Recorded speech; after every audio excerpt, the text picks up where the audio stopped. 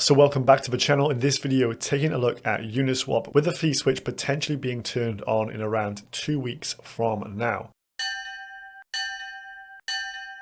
So Uniswap has a governance proposal up around the fee switch. So this was previously mentioned back in July of 2022. As a small recap here, a temperature check was passed, a consensus check also passed, but then they gave themselves more time to do some research with the help of Alastor, an independent reviewer, and also more input from the Uniswap Foundation, which is a recent addition to the structure. So this brings us to December the 1st, where this proposal was due to be reinstated once again. So here we are on December 2nd, this was posted, and now we are in a time frame here where there's a potential for this to be piloted for real on the working product here, Uniswap's front end. So essentially this pilot program is intended to evaluate the consequences of adding the fee switch in. Now, many individuals and participants within Uniswap are believing that this is going to mean revenue for token holders, but that is simply not the case. The fee switch is in fact going to send some of the protocol revenues back to Uniswap into the Treasury to be voted on as to what to do with it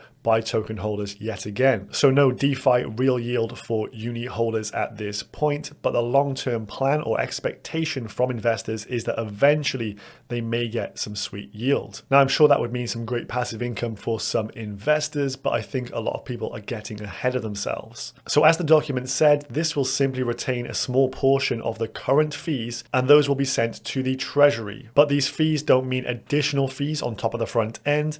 It's in fact taking some fees away from the pockets of LPs, liquidity providers. And for this trial period, they're going to be doing it on the lowest possible setting, 1/10 of these various pairs, and this will take place over a 4-month trial period, 120 days. Alastor have done a report, you can check this out within the governance proposal. Essentially, they said, be careful as to what fees you take from what pools, as they think this could mean LPs go elsewhere.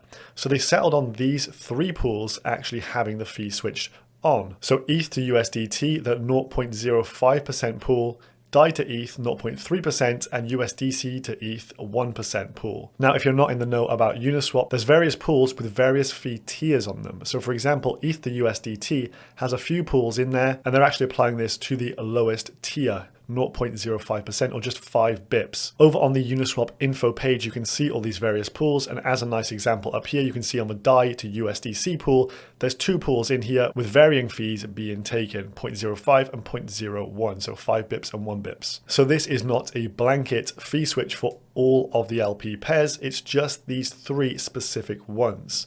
Now they say the accrued pool fees will remain uncollected inside each pool smart contract until governance agrees on the best use for the funds via a vote. So in approximately 2 weeks out from today, there's going to be a vote for Uni holders. Do we turn this fee switch on, or should we just leave it as is? Then it sounds like there will be a subsequent vote once all those fees are collected as to what to do with those revenues. The success metric outlined within this proposal: if trading execution is not diminished for the pools with the fee switch turned on, the experiment is therefore a success. Now, in my mind, this is a bit of a strange way to actually judge success, because what you could get, as we've seen, there's different tiers for the same damn pools.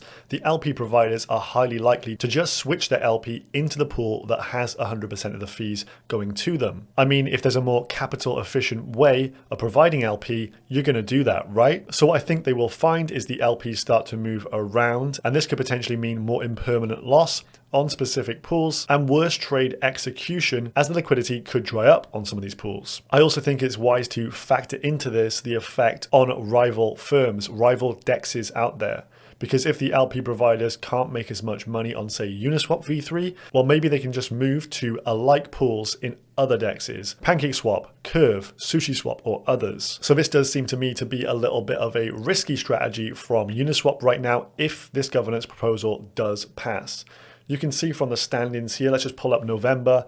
This was the November DEX volumes. Uniswap did $50 billion, Curve did 16.6, Pancake did 8.6, Dodo 5.9, and Balancer 3.4 billion. So if the fee switch does get turned on, it'll be interesting to see if the volume starts to move elsewhere. And this will then indicate to Uniswap that they don't want to pursue this and add this blanket to all of their LP positions, as it could mean them giving away overall market share. The flip side to this, of course, is that if there is no negative consequence to them, well, they can just take this 1/10, maybe apply it to some more pools, and have an even bigger treasury to deploy. Now, I really enjoyed this meme here. So on the left-hand side, we have the left of the bell curve and the right of the bell curve, both stating that Uniswap token equals fee revenue.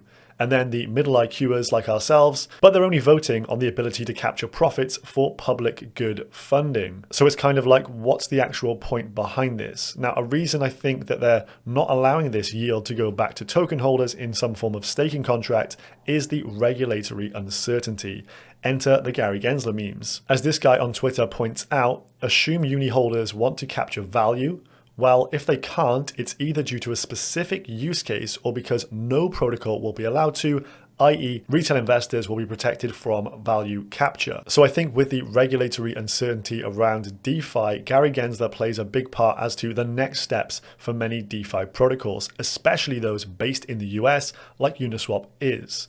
If they overstep the mark and they start allowing their token holders to earn essentially dividends of the protocol revenue for staking Uni, they may be in violation of some securities laws. This is what Michael Saylor had to say about it. I think the most influential person in the industry is the chair of the SEC, Gary Gensler, and the entire industry pretty much is waiting to see what Gensler will do. And Gensler is pretty much the one person who could provide a playbook or a set of rules of the road that would cause this industry to move forward in an economically responsible, ethical fashion. So Gensler has a very big role here, and the upcoming regulatory clarity that he may provide could be what hangs in the balance for many, either being allowed to give out protocol revenue or not. So maybe Uniswap are just testing the waters with this and they want to see what the SEC does about this potential vote. So I definitely think there's a bit of a wait and see game to be had here. On the point of revenue share here, Adam Cochran actually put out a thread detailing what the potential profit would be for each token held. So he says people getting excited for yet another proposal to turn on the Uniswap fee switch. Even if it happens and it goes to the token holders, the entire protocol brings in roughly 14.6 mil or 15 mil per year, roughly 2 cents per token per year, meaning its valuation is 315x the profit. As mentioned, this doesn't even go to stakers. There's no staking mechanic as is, but it will be spent on growth.